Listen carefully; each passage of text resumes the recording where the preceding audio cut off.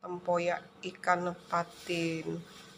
Nih, salah satu varian masakannya Wong Palembang. Nih, ikan patinnya segar sekali. Ini bumbunya. Warnanya cantik ya. Nih ya. Ini lagi.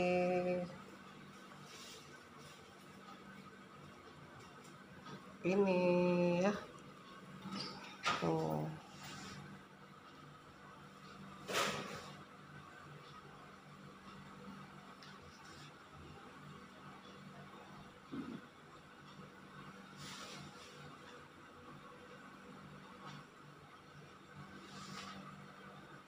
Tinggal kita aduk nanti ya, bumbu dengan ikan patin ya.